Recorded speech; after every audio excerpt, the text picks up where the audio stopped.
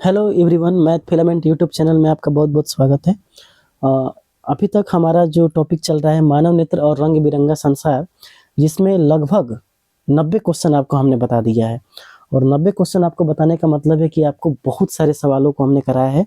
ये आखिरी वीडियो होगा जिसमें हम आपको बस 10-15 मिनट के अंदर कुछ चुनिंदा सवाल, जो 20 सवाल जो इम्पोर्टेंट मुझे लगा कि आपको भी ये जानना चाहिए, उसको बता के फिर हम लोग इसका एक मास्टर वीडियो आपको देंगे जिसमें आप पूरा मानव नेत्र और रंग बिरंगा संसार एक ही वीडियो में पढ़ेंगे। एक ही वीडियो में आप सारे सवालों को सॉल्व कर लेंगे। तो बस आराम से बैठ के उस वीडियो को देख लेना है और एग्जाम देने चले जाना है, ठीक है ना। आप लगभग इस वीडियो को 2-3 बार देखेंगे तो आपको सारी बातें याद हो जाएंगी, ठीक है।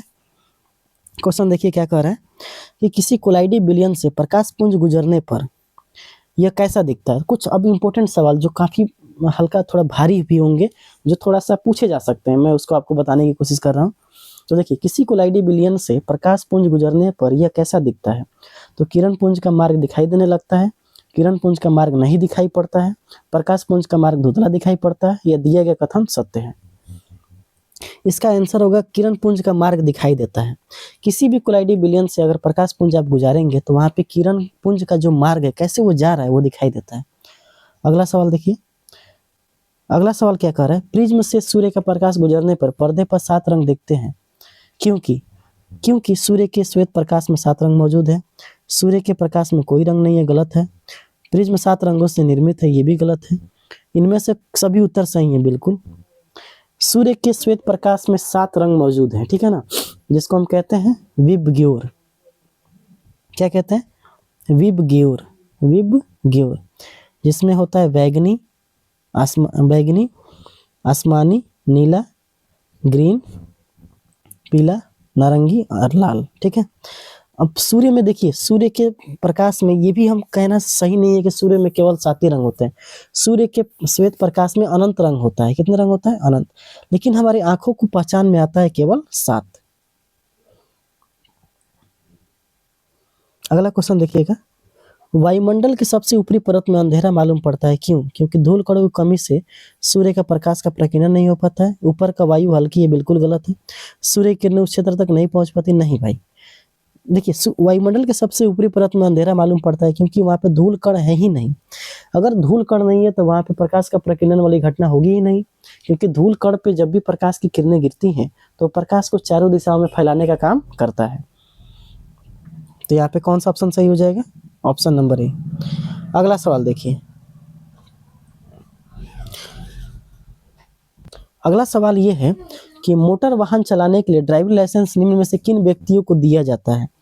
तो देखिए भाई, उसी व्यक्ति को देंगे हम लोग जिसको कलर ब्लाइंडनेस ना हो, क्योंकि अगर उसको कलर ब्लाइंडनेस नहीं होगा तो पता चला कि कलर जो वर्णधानता बीमारी होती है उसमें लाल वाला हरा दिखाई देता है और हरा वाला लाल दिखाई देता है। पता चला कि रोड का सिग्नल लाल है, वहां से हमको जाना नहीं है और उसको वो हरा दिखाई दिया, वो चल दिया, एक्सीडेंट होने की संभावना है। इसका मतलब,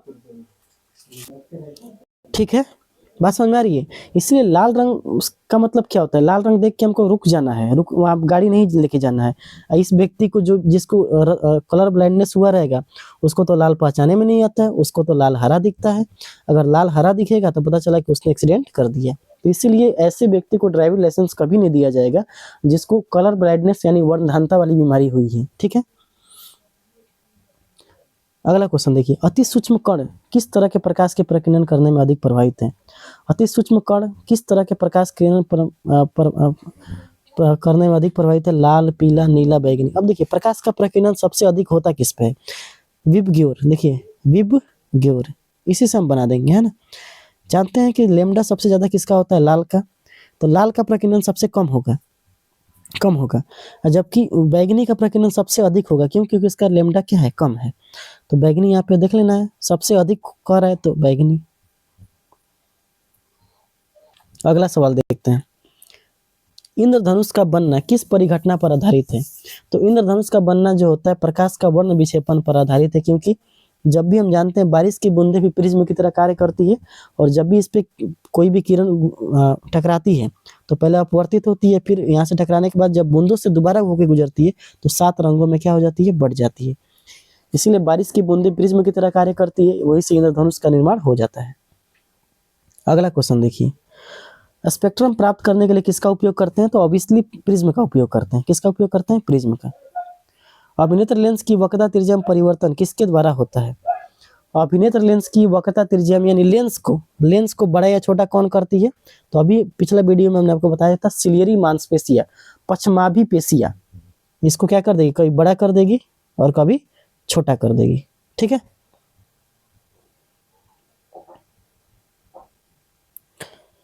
अगला क्वेश्चन,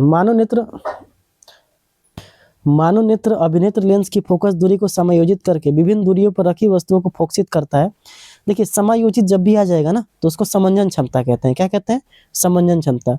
अगर यही समंजन क्षमता आपका खराब हो गया तो आपको एक बीमारी हो जाएगी दूरदृष्टि, जरा दृष्टि दोष। कौन सी बीमारी हो जाएगी? जरा दृष्टि दोष। और इस दोष को दूर करने के लिए हम प्रयोग करते हैं बाइफोकल लेंस का। अगला सवाल देखते हैं, किसी दृष्टि दोष को अवतल और उत्तल लेंसों से बने बाइफोकल द्विफोक्सी लेंस से संशोधित दोनों किया जाता है, उसे कहते हैं निकट दीर्घ दृष्टि दोष, जरा दृष्टि दोष। तो उसको कहते हैं जरा दृष्टि दोष। बाइफोकल लेंस का प्रयोग इसी में हम लोग करते हैं। ठीक है ना, जरा दृष्टि दोष में। ठीक है, निकट में करते हैं अवतल का, दूर में करते हैं उत्तल का। अगला क्वेश्चन नंबर 51 क्या कर रहा है? दोष रहित नेत्र 25 सेंटीमीटर और अनंत के बीच रखी वस्तु को आसानी से देख पाता है। इसकी क्या कहते हैं? इसको हम दृष्टि परिसर कहते हैं। दृष्टि परिसर कहते हैं। देखिए, 25 से लेकर, ध्यान से देखिएगा, यहाँ पे दो चीजें में, एक हो गया 0, एक हो गया 25 और एक हो गया अनंत, है ना। अगर कोई व्यक्ति यहाँ से लेकर यहाँ तक देख पाता है तो उसको कहते हैं दृष्टि परिसर। लेकिन अगर वो केवल यहाँ से लेके पूरा देख पाता है तो उसको कहते हैं अनंत बिंदु परिसर। ठीक है, और यहाँ से यहाँ तक देख पाता है तो उसको कहते हैं निकट बिंदु परिसर। ठीक, क्लियर है। क्वेश्चन नंबर 52, रेटिना पर उपस्थित कोशिकाओं द्वारा प्रकाश को परिवर्तित किया जाता है। तो देखिए, जो भी रेटिना पर प्रतिबिंब बनता है वो तो बनता है वास्तविक प्रतिबिंब, और वास्तविक प्रतिबिंब ही उसको परिवर्तित करते हैं। रेटिना में उपस्थित जो कोशिकाएं होती है उस सारे के सारे बने हुए प्रतिबिंब को वास्तविक प्रतिबिंब में कन्वर्ट कर देती है। ठीक है, निम्न में से किसे स्वच्छ मंडल भी कहते हैं? कार्निया को कहते हैं। किसे कहते हैं? कार्निया। कार्निया का एक और नाम है स्वच्छ मंडल। क्या का नाम है? नेत्रदान के समय हम लोग कार्निया को दान में देते हैं, ये भी आप ध्यान रखेंगे। क्वेश्चन नंबर 54 क्या कह रहा है कि कार्निया में दोष यानी पूर्णतः गोलीय न होने के कारण किस प्रकार का दोष है? किस प्रकार का दोष है? तो इसको हम कहते हैं अबिंदुकता। क्योंकि जैसे ही कार्निया में कोई दोष उत्पन्न हुआ तो समझ जाइए आपको वो अबिंदुकता हो जाएगा। यानी आप ना सीधी लाइन में, ना क्षैतिज रेखाओं में, क्षैतिज रेखा और वर्टिकल लाइन दोनों में आप स्पष्ट इसको देख नहीं पाते हैं। शिकार करने वाले जंतुओं के दो नेत्र उनके सिरों पर विपरीत दिशाओं में स्थित होते हैं। इसका दृष्टि क्षेत्र क्या? अतः इनका दृष्टि क्षेत्र न्यूनतम तो नहीं होगा भाई। शिकार करने वाला जो भी जंतु होगा उसको पूरा यहाँ पे साइड में दिखाई उसका आंख रहता है, क्योंकि उसका दृष्टि क्षेत्र क्या रहे? बड़ा रहे, ताकि वो कहीं से भी उसको देख पाए, किसी भी शिकार को आसानी से देख पाए। उसका क्या होता है? अधिकतम। 56, कभी कभी कुछ व्यक्तियों का नेत्र क्रिस्टलीय लेंस धुंधला और दुधिया हो जाता है। इस स्थिति को क्या कहते हैं? इसको मोतियाबिंद कहते हैं। इसी में तो लाइन, सीधी लाइन यानी अगर क्षैतिज लाइन और वर्टिकल लाइन को देख ही नहीं पाता है।